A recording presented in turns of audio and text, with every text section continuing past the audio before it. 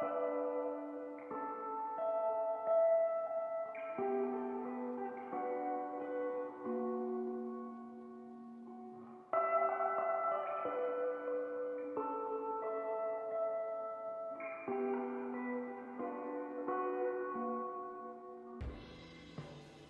hello YouTube. This is a review of the new album from Greek Theatre, Broken Circle, which came out a couple of weeks ago. I got the vinyl copy, which I bought directly from Sugarbush Records. It is available on the Greek Theatre's own Bandcamp website. But I bought it direct from the record company. The thing to be aware of when you do that, as I found out after I bought it, is that if you buy the vinyl copy from Sugarbush, it doesn't come with a download code. I emailed Sugarbush and they said they had only got the rights to sell the vinyl. Advised that if I got in touch with the band, they would be accommodating. So, sending a sort of a photograph of my copy of the vinyl. I did contact the band, so it's almost like a photograph showing a kidnapped victim to prove that you'd actually got them before you made your demands.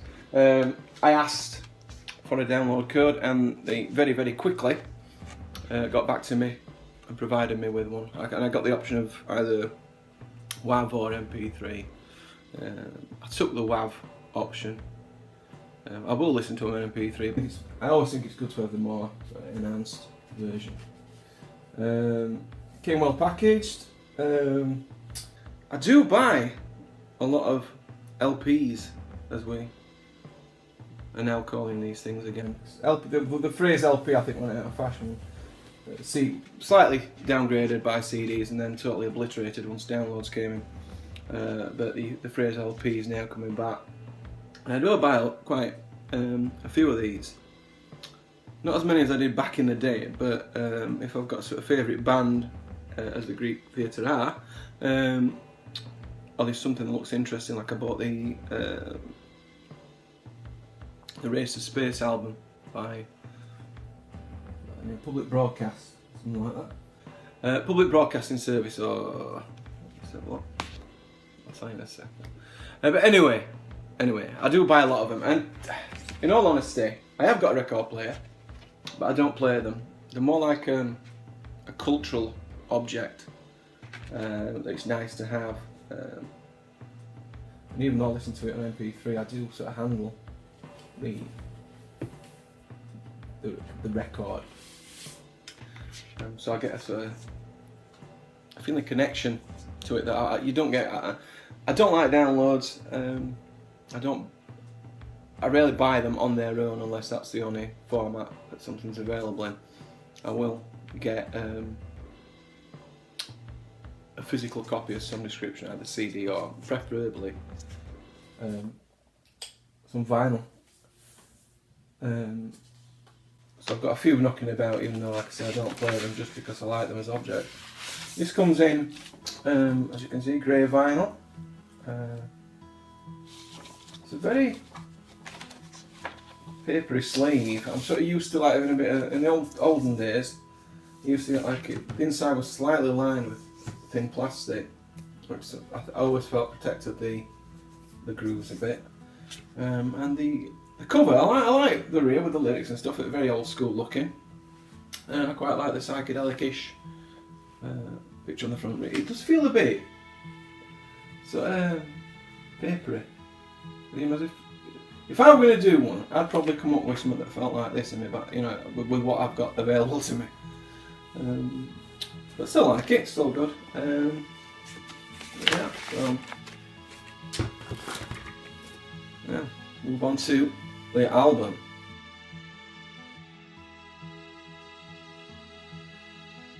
Now, I've got great hopes for this album. Hopes which have perhaps exaggerated the disappointment that I felt on the first few listens that I've done.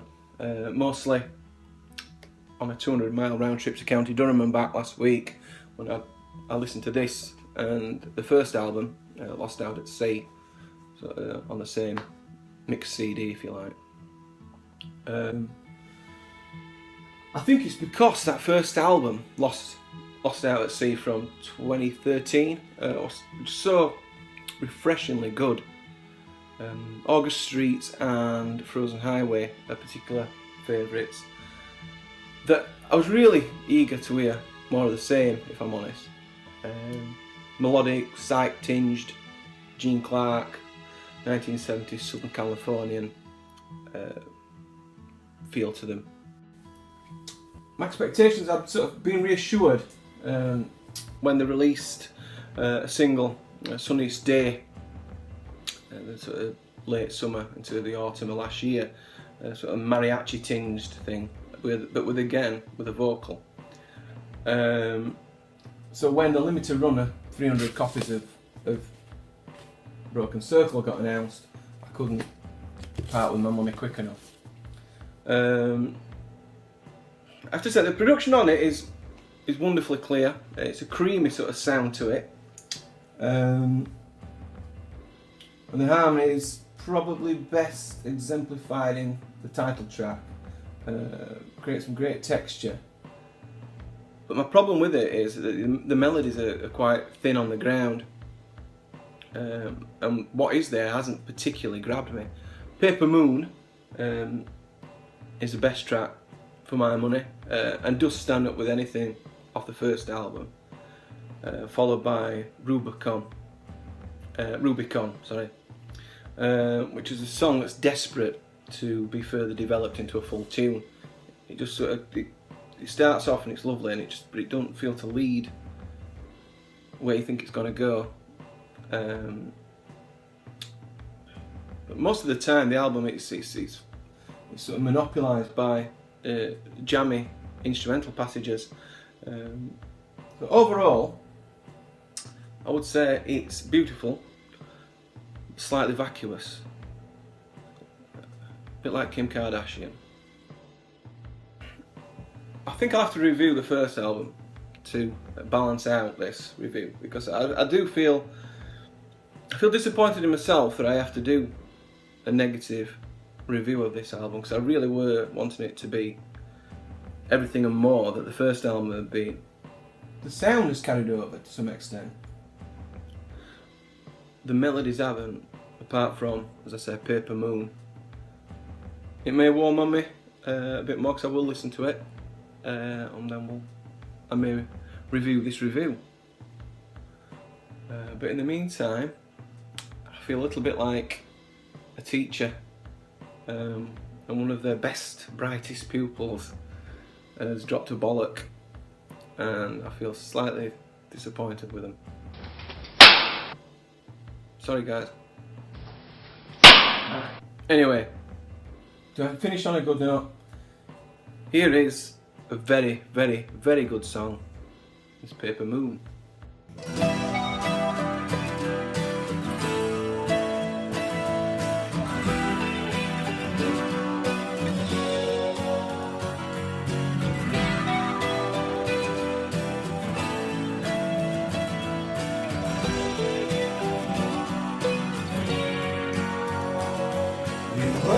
Paper moon, I will meet you there. Winter is upon us all. Let me take you from your broken home. Fix your warm as cold and calm. Because life is cold enough.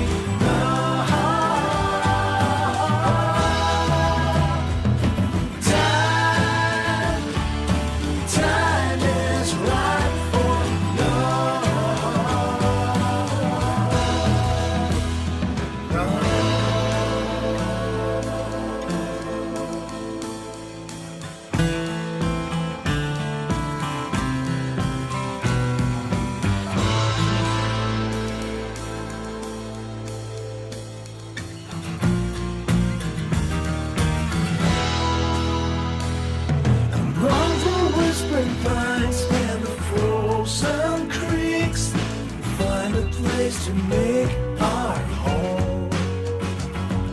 I build a 10 feet wall my demons out. Finally be out of home. Because life is calling now. Time is right for